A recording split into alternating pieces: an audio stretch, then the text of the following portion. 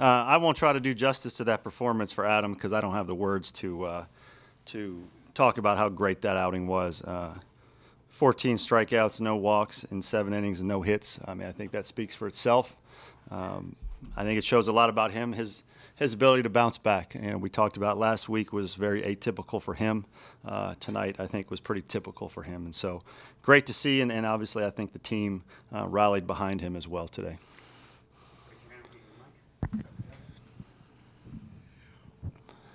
What has he been like since last week? Was he disappointed, frustrated, and were you concerned at all going into today? No, no concern. No concern. He looked focused to me. He looked like a guy that wanted to get back on the mound. I think Coach Meade wanted him to get back on the mound. So I just think they rallied together to make sure that wouldn't happen again. So I just saw a very focused, determined guy all week. I think maybe he felt like he let everybody down, but he's had our backs so many times. So it was up to us to make sure we had his back, and he responded in a big way. I don't know that anybody will pitch better tonight across the country than what he just threw. That was the first time since, I think, March of 2016, his freshman year, he didn't walk a batter. Just did he tweak anything mechanically for that, or was it just him throwing pitch strikes and doing that? Truthfully, I don't know. I mean, I don't know that he made any mechanical tweaks with Coach Meade. Coach Meade just told me he'll be ready. And, I have a lot of trust in Coach Meade. Have a lot of trust in Adam, and obviously they figured something out. So we knew he'd have a good outing. Did we know he would be that sharp with that kind of stuff in command? No, I couldn't have predicted he would be that good, but real happy that he was. Any thought on sending him back out for the 8 or with that pitch? No thought at all. We're at the point in the season where the 100 pitches is the pitch count, and that's what we were going to stay at. Obviously it was interesting with the no-hitter. I'm sure the fans were looking at that. But you have to, as the head coach, you have to make intelligent decisions for the well-being of your players. And at that point, his health and his well-being was much more important than the fact that the other team didn't get any hits yet. You guys take advantage of that error before Jonah's home run. Can you just talk about the approach at the plate and 4 home runs in one game? That's what good teams do. The other team gives you an extra out. That's why one of our big things that we focus on as a team is to make sure we only give 27 outs to the other team, that we don't give them anything extra. That inning they gave us an extra out, and we took advantage of it with a big home run. So that's the game within the game that we talk about all the time. And so they gave us an extra out, and we took advantage of it with a great swing. Is that as dominant a pitching performance as you've ever seen? Off the top of my head, I can't think of a better one. 14 strikeouts, no hits, no walks. I mean, I can't think of a better one. What was the atmosphere like in the dugout while that was going on? Were they pumped up, or were they quiet and being superstitious and all that? No, I would say just about like we always are. Not too crazy, but also not too dead.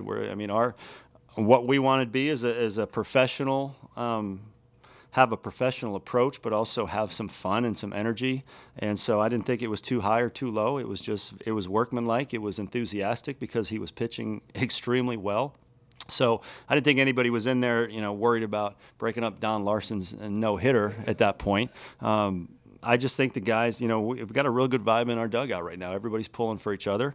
Guys are playing hard. Guys are supporting each other. And, tonight was no different. Noah went 2 for 4 and got his first career home run. Just what have you seen out of him, and is he kind of doing what you thought he'd do through the first couple games? Yeah, he's settling in. He's clearly settling in, and that's why we had the confidence to put him at the top of the lineup, because we've been seeing this for a while now, all fall and all spring. This is what we've been seeing out of Noah. So to lead off the game with the triple, to hit the home run, our fans are starting to get a glimpse of what we've been seeing for a while now. What kind of pitching performance by Adam? What can this do not only for his confidence, but for the whole pitching staff's confidence, seeing a performance like that? Well, I think the big thing for Adam is that he showed to his team, to his fans, but also probably to himself, that he can really bounce back. He followed up a tough performance with maybe the best of his life. So I think that shows you what he's made of. And so I think that's really important.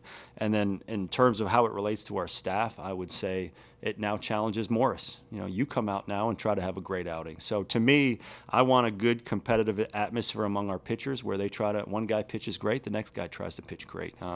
Great pitching staffs at any level, they kind of have that with them, a competitive a competitive atmosphere where as soon as one guy is really good, next guy wants to be even better, and then next guy even better after that. With LT Tolbert, I think it was in the fourth he made that diving grab and then comes up in the next inning and hits the home run.